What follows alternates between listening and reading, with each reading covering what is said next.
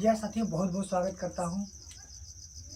आज हम आपको बताएंगे बायोलॉजी की एक और इम्पोर्टेंट टॉपिक अपूर्ण प्रभाविता के बारे में।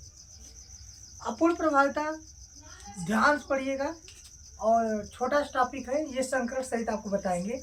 इसका नाम अपूर्ण प्रभाविता का मतलब मतलब नहीं हो गया, पूर्ण मतलब पूरी तरह से प्रभावी, मतलब ये प्रभावी है या प्रभाविता है, मतलब पूरी तरह से ये अपने लक्षण को यौन पीढ़ी में नहीं प्रदर्शित कर पाता है, चाहे उसके प्रभावी जनक हो चाहे उसके अप्रभावी जनक है। ये अपूर्ण प्रभाविता है। अपूर्ण प्रभाविता में इसमें एक वैज्ञानिक है जिनका नाम क्या है, कार्ल कॉरेंस। वैज्ञानिक का नाम है कार्ल कॉरेंस। कार्ल कॉरेंस ने 1903 ईस्वी में, कब 1903 ईस्वी में एक पौधे पर प्रयोग किया, उसका नाम है गुलाबास। इसे क्या कहते हैं, गुलाबास कहते हैं, या इसी को बोलते हैं मिराबिलिस जलापा। मिराबिलिस जलापा, ठीक ना। इस पौधे पर उन्होंने प्रयोग किया है, गुलाबास या मिराबिलिस जलापे पर इन्होंने क्या किया है, प्रयोग किया है। इनके पुष्पों के बारे में, इनके दो प्रकार के पुष्प लिए, एक लाल और एक सफेद। लाल पुष्प को कैपिटल आर और सफेद पुष्प को स्मॉल आर के बीच संकरण कराएं। जब कैपिटल आर या सफेद, लाल और सफेद के बीच संकरण कराएं तो यफोन पीढ़ी में या तो लाल या तो सफेद प्राप्त होना चाहिए था, लेकिन यही नहीं हुआ। क्या पैदा हो गए, गुलाबी पैदा हो गए।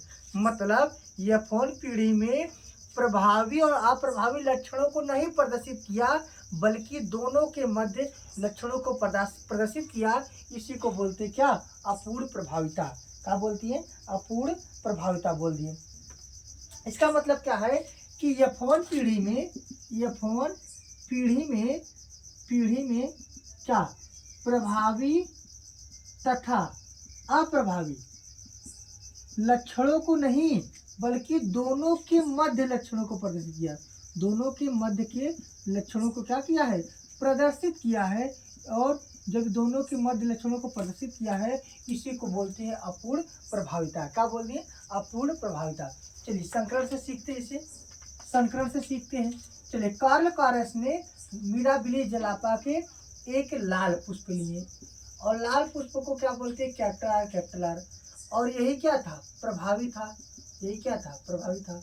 और दूसरा क्या था, अप्रभावी लक्षण था। और अप्रभावी में क्या हो गया, ये लाल पुष्प है और ये क्या लिए थे, सफेद पुष्प लिए थे। और ये क्या, स्मॉल आर हो गया। अब क्या किए, दोनों के बीच जब संलयन कराए तो क्या हुआ, कैपिटल आर स्मॉल आर, फिर कैपिटल आर स्मॉल आर, फिर कैपिटल आर स्मॉल आर। यानी इस प्रकार से देखिए यफोन पीढ़ी में प्राप्त हुए, यफोन पीढ़ी में इस प्रकार से संतान प्राप्त हुए, ठीक है ना। अब क्या कहा गया कि जो यफोन पीढ़ी में प्राप्त हुए हैं, ये कैसे है, ये कैसे हैं, तो आपको बता दे, ये तो ना तो लाल है ना तो सफेद है, ये कैसे है, गुलाबी पुष्प है। कैसा है, गुलाबी पुष्प है। याद रखिएगा, यफोन पीढ़ी में लाल या सफेद पैदा होना चाहिए था, तो यहाँ पर यही नहीं हुआ, दोनों के मध्य के लक्षणों को प्रदर्शित किया। इसका मतलब ये क्या हो गया, ये हो गया गुलाबी। अब क्या कह रहा है कि यफोन पीढ़ी में स्वपरागण कराने पर, क्या, स्वपरागण कराने पर, जब यफोन पीढ़ी में स्वपरागण करा दिए इन्हीं के बीच में, चलिए देखते हैं। Capital R small R, capital R small R, इनके बीच जब संकरण कराया गया तो कैपिटल स्मॉल और स्मॉल, इस प्रकार के पौधे प्राप्त हुए हैं। तो कैपिटल का मतलब क्या हो गया, कैपिटल का मतलब हो गया लाल। इसका मतलब क्या हो गया, लाल। कैपिटल इसका का मतलब गुलाबी, ये भी गुलाबी, और स्मॉल का मतलब सफेद। इसका मतलब है एक लाल, दो गुलाबी और एक सफेद, ठीक ना। एक लाल, दो गुलाबी, एक सफेद। इसका मतलब क्या हुआ, इसका अनुपात आ गया 1:2:1। इसका क्या आ गया, अनुपात आ गया, ठीक है। इसका क्या आ गया है, अनुपात आ गया है। कोई दिक्कत नहीं है ना, समझ में आ गया ना। इसी को बोलते हैं अपूर्ण प्रभाविता। मतलब कि जब दो विपरीत लक्षणों के बीच संलयन कराते हैं तो यफोन पीढ़ी में प्रभावी तथा अप्रभावी लक्षणों को नहीं दिखाता, बल्कि दोनों के मध्य लक्षणों को प्रदर्शित करता है।